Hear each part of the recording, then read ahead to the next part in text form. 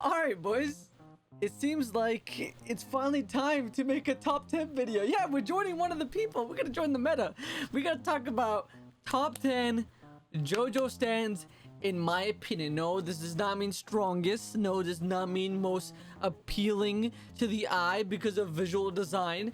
This is just the 10, I think, in order. I tried my best to go over all of them, right? That I think are some of the best looking stands in general. Now, I will preface this. A shout out to JoJoWiki.com. No, not JoJo fandom, JoJoWiki.com. Some of the stuff I'm going to be saying prior to every my own personal explanation, I'm going to be deriving some of the stuff that is strictly straight from JoJo Wiki. And obviously, I'm not going to just act like, you know, I've wrote all this myself. Some of this has been taken from JoJo Wiki, so I'm just giving them their credit. So without further ado, let's just jump into our number 10. All right, so coming at number 10, we have Metallica. Now, I feel like a lot of people either sleep or have just completely forgotten about Metallica because unfortunately, he had the, you know, like I said, unfortunately, one-time fight, and that's it. It was done. But I want to remind y'all that this man almost defeated 1v1 Diavolo.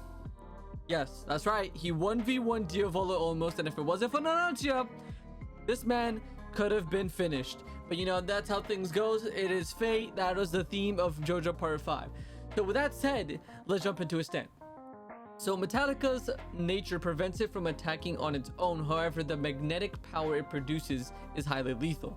Risotto is capable of using this ability to its fullest, particularly to stealth assassinate targets. So one of his main abilities was iron manipulation, even with blood. So he could literally just, if the iron that we have within our bodies, our blood, that's his whole ability. That's his finesse. All right.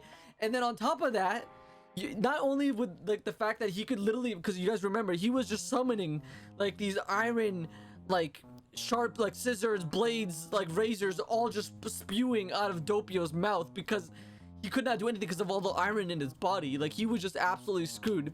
And then on top of that, because with the iron, he's also able to reflect light and make himself invisible, which is dope as hell in itself. With that being said, we're moving on to number 9. We have Made in Heaven / Sea Moon. Now, I know what you're saying, like, yo, Sea Moon at number 9, what is the rest of this list? Like, no, hear me out. I know Sea Moon is broken, but like, this is not ability based. This is just my liking, like how much I like them, okay? Sea Moon is a remote controlled and thus be manipulated from a certain distance by Pucci. The closer Pucci is, the better his control, but he must expose himself to do so. So this man, if you remember, this man has like 3 alternate versions, and as you're gonna see as I go through this list, a lot of them have this ability to be just evolve their abilities, okay? Well, first things first, this man has gravity shift. He basically makes himself the center of like reverse gravitational phenomenon. It's like wonder, like it's like the wonder of you, right? The wonder of you calamity, like telling like anybody who approaches wonder of you, like, you know, has them just coming, like calamity comes towards them. This is more like just stay away from me. I want my personal space, you know? That, you feel me?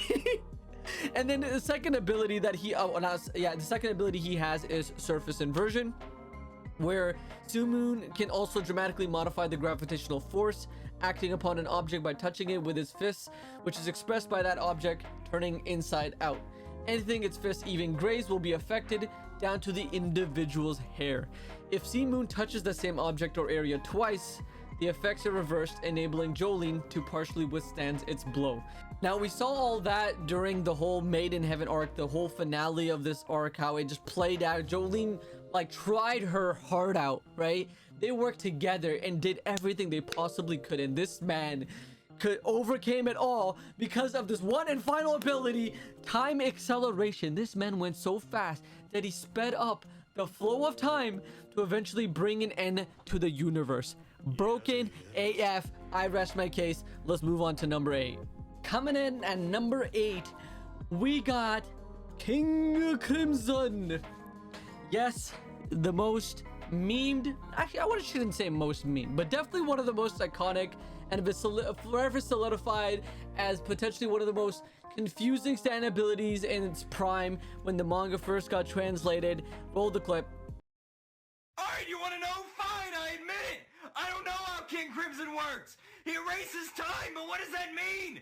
If you erase time, then shouldn't it not be there? What does that mean? What does he mean he erases time? Yep, and that is a real clip. So moving on, let me get just quickly into the description. King Crimson is one of the most impressive stands featured in the series, both physically strong and possessing the ability to erase time and predict the future. King Crimson is described as an invincible against all other stands whose power does not affect time. So if it's not Zawardo, if it's not True Man's World, if it's not I'm forgetting some, like, I guess time acceleration would have to also take a part into that, and maybe I'm missing like one or two. If you take all those time out of account, this man is beating everyone, well, obviously except Golden Experience Requiem, because I mean, if Jordan didn't get the arrow, I guess he would also have been screwed. Okay, anyways, that we're getting sidetracked, but obviously his main ability is erasing time, and not necessarily erasing time itself, but what he does is those 10 seconds he can do whatever he wants in it, but when those 10 seconds are over, it feels like you've never experienced it, and you also will have no memory of it. Now, before, there was like very difficult, like very difficult, it was very difficult to explain that to people back in the day. Now we've matured, we've grown as a community, and we understand that now.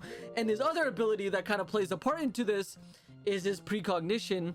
For up to 10 seconds, his epitaph gives Diavolo and Doppio the ability to see the future by projecting it as images, which are usually projected on his hair, as you can see in this clip. But yeah, King Crimson is a lot of fun. Enjoyed it. Like, I think part 5 is the most battle shonen feeling part for sure. And with that said, we're gonna move on to we're edging on to the second half a little bit closer to that. I really wanted to talk about this next stand, so we're gonna jump right into our next number 7. Yes, number 7, we have Sticky Fingers. My boy Bruno Bucciarati, Ari Verteci, my boy. One of the, I think it just, is it fair to say? I feel like it's fair to say he's potentially, it's been a while. What I say? Yeah, he's best boy. No, I shouldn't know. He's the Joe bro. He's best boy of part 5. Let's not kid ourselves. Now let's move on quickly into what the ability is. So Sticky Fingers' primary ability is to create zippers on any surface it touches with its fist, which it can remotely open or close at its leisure. For example, Sticky Fingers can hit a wall, unzip it to create an opening and go through it, then close the zipper. The idea of a zipper stance comes from a Sticky Fingers album cover. So we got the reference, we got what the ability could do. This shit, if you really think about it, in itself is very, very convenient. There's a wall in front of you, unzip it, head on through. A punch coming through, unzip your face, you're chilling. There's so many examples that we can run through. You know what, we're gonna give you some examples. I'm gonna give you a lot of examples that we can go through. This man has a Gomu Gatling, come on, it's fire.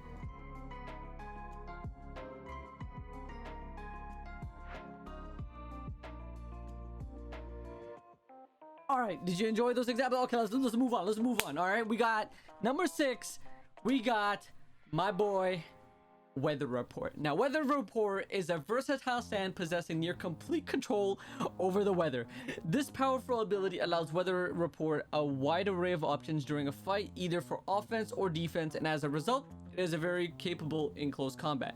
This man is stacked to the brim with the capabilities this man had, right? He has atmospheric manipulation, he has air and wind manipulation, he has humidity and cloud manipulation, he has this thing that's tied to his character called Heavy Weather, which kind of has to do with like his rage against humanity, and then he has his snail transformation thing where if he creates rainbows after rain, and if you touch the rainbow you get turned into a snail and all this great stuff. I love Weather Report. He's a phenomenal character, easily, in my opinion, the best character in JoJo Stone Ocean. I was about to say a random number for some reason, but like from Stone Ocean, he is the best boy, Weather Report. And now we reach the second half, and coming up at number 5 we have Killer Queen, or Bites the Dusto. from my boy Kira, you know, one of the most iconic villain. I think not. I need to stop using the word iconic. Not necessarily iconic, but I enjoy Kira a lot. Is what I would say. He's a very, very interesting antagonist. But his design in itself of Killer Queen is absolutely amazing. But without further ado, let's jump into his explanation. So Killer Queen's power revolve around setting up different kinds of bombs that can annihilate Kira's enemies in one blast, making it very dangerous to stand to face. Not only are the bombs powerful, but Kira is also able to deploy 2 initially, then eventually 3 kinds of bombs with different strengths, giving the serial killer a large array of options when dealing with his foes. So first things first, my boy got bomb transmutation. He's like a walking C4.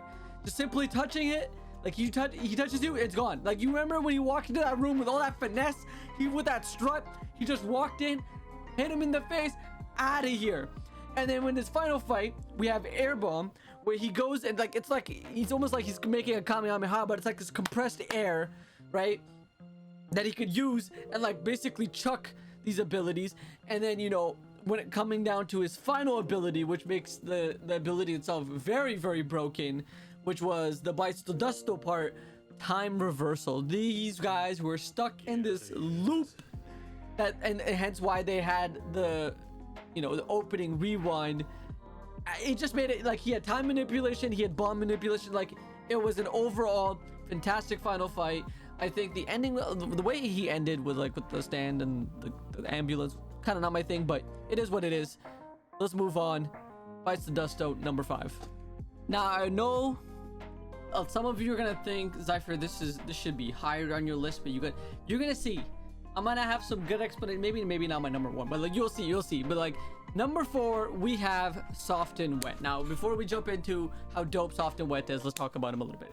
Soft and Wet is a humanoid close-range stand. It possesses an enhanced strength, demonstrated first when it breaks a large portion of an apartment wall with a single back kick, and is capable of extremely rapid hand-to-hand combat. The extent of the damage it can inflict is limited. However, it is unable to break rocks.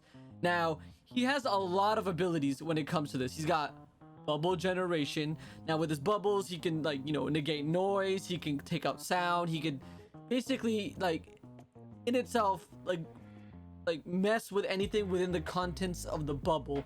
It's like he's taking like bits of stuff he's done in the past. And then you have plunder, you got post equivalent exchange, which has him make bomb creation, which, because it combines, like I just said, that's why I had to put him at number 3, because I just came off with Killer Queen. Soft and Wet is a combination of Killer Queen and this ability with the bubbles, where he can do the explosion attacks, you know, with all the movement, with everything he wants to finesse with, and do it within the bubbles itself with the bomb creation. And then now we have what would be the final and the latest big evolvement that we have up to the latest point in the story where I'm recording this, which is Soft and Wet Go Beyond. Now, I'm gonna be honest with you, this one I'm like very still not like confident in what the hell this man Josuke accomplished. Okay, from what I've looked at, just reading a few things on the wiki, you have Josuke's bubbles that are actually rapidly spinning string like lines, taking on the appearance of properties of spheres. So it's almost like he took the golden ratio and created his own steel balls from Gyro. This man is literally like a perfect like descendant of Gyro and Johnny combined, like, in a sense. Like, this is my little, like, I guess in my own headcanon, it's like it was like a combined ability of, you know, the steel balls, and then also, you know, getting the golden ratio is having these infinite amount of spinning lines that create this bubble that absolutely rocks your world. And that, by the way, that fight with the way with like Paisley Park combined and did the attack through the awesome shit, amazing stuff. Let's jump into our number 3. All right, so coming at number 3, we have Jojo Stands Tusk. Now, when I was initially going through this list, like, Tusk wasn't something even came across my mind, because like I don't think, like, from a design, pure like aesthetic design standpoint, I don't think Tusk is that attractive. But as I was like going through the stands and what they were all doing, because I had to like decide like which powers and designs and everything most appealed to me, and then it made me realize how much like Tusk's character like design like evolving tied to like his character. And I know you're like, Zypher, you read Steel Ball Run. It's like, but it was something that because they were so spread apart, it's something that I didn't even notice. And now, like, looking at it back retroactively, I was like, holy shit, this is actually amazing. This is high up on my list now after the fact of knowing that. So let's go into this description a little bit. So despite his weird ass form, Tusk's power function as a supernatural ability that Johnny must use personally to fight like a gunman. Task Act 1 is overall quite weak and isn't sufficient to challenge most users. With enhanced destructive power and new properties to its nail bullets, Tusk Act 2 is a direct upgrade to Act 1. It allows Johnny's to fare better in combat, but it limits the number of nails at his disposition. And then you have Act 3. By shooting himself with a spin-imbued fingernail with an oral rotation, Johnny's able to suck his own body into the hole it creates. And then you have the final one, Act 4, Infinite Rotation. Embodies the infinite energy and rotation of the golden spin and is able to deploy it its various ways. So yeah, guys, Tusk had to come at number 3 because of the creativity and the amount of like thought that went into this stand itself when it came to Johnny's character, of how the abilities evolved, how the designs evolved. It went from, like, quite literally, he went from a fetus to a child to a teenager to a full-grown adult with legs. His stand literally grew with him as his character matured and grew throughout this series. Come on, that is phenomenal. Dirty D's done that cheap. God damn it, you know, I got immediately cut off by, I was talking about Tusk, but, you know, I guess you could say Dirty Deeds done me dirt cheap. Okay, I did stop. Number 2, we got Dirty Deeds done dirt cheap, or as like to people call it, as D4C. Now, D4C, I think just in concept, it is something we've all wanted to see in any shonen series that we've ever wanted, and it gave it to us. It did it, what we always wanted. Before I hype it up, let's go to the explanation real quick. Dirty Deeds Done Dirt Cheap allows different parallel worlds / dimensions to coexist at the same time and or in the same place. It also allows us, the user, to visit these parallel worlds / dimensions and interact with them. Dimensional travel! Do I need to say anything else? Do I need to give an explanation to this ability? You know what it is. It is dimensional travel. It is cool as shit. Okay? It brought back the world at the final arc. What else do you want to do? This man is the ultimate fan service. We're moving on to number 1. I'm done here. All right. This is my personal favorite. And this is 100% biased. And I know a lot of you are going to be disappointed with me. You're like, Zypher, with all that build up with Soft and Wet and Killer Queen and Tusk and D4C, you got to have this epic stand. You got to have this grand. And what do you got in store? What do you have? It's Heaven's Door, okay? I'm sorry. If you're disappointed by me, it's Heaven's Door. My favorite stand of all time, I'm sorry to disappoint you, is Heaven's Door, okay? What else what do you want from me? Rohan Kishibe has me in a chokehold. Okay, let's get into an explanation a little bit. Okay, so Heaven's Door basic ability is to turn people into books. Pages unfurling from their bodies in the shape of whatever body part it opens from. The example, if from the face, the shape of the pages is the person's entire face. So first things first, my man Rohan Kishibe, right? Got book transmutation. What, like, he can quite literally open your face up and just read what you all about. Like, what you got going on, my mans. He can literally turn the pages and read into your entire life. Any information you got. Like, if you talking shit about me, I'm about to read into that shit and find out the type of shit you're talking about. I want to know your history, your future, your past, your present. Okay? His second one, he's got memory removal. So, if he did you dirty, if anything happened to you, if anything that I just don't want you to know that something happened, just take a page out of your book. Just take a paragraph out of there. No memory. You don't even know what happened. And then his third and final one, he's Lelouch in this bitch. You can write commands. So if let's say you and me got into some beef, right? Like you right now, listen to the video. Let's say you're like, yo, I'm about to beat the shit out of Zypher. What is this number 1 pick? Well, guess what? I'm opening you up, writing in the command that you cannot lay a hand on me. What you gonna do? What you gonna do? Nothing. Unless you hit me with the Golden Experience Requiem, you ain't doing shit. That's my point. I'm done here. Heaven's Door is my number one. Rohan Kashiba is one of my favorite characters. I don't care if you were disappointed by my number one. I absolutely love Heaven's Door. I would use that would be my ability. If I could pick any set ability, it would be Heaven's Door. I'll catch you guys later. Thank you guys so much for watching. Hope you guys enjoyed the video. Let me know what kind of topic you want me to cover, JoJo related. If you enjoyed this video all the way through, peace out.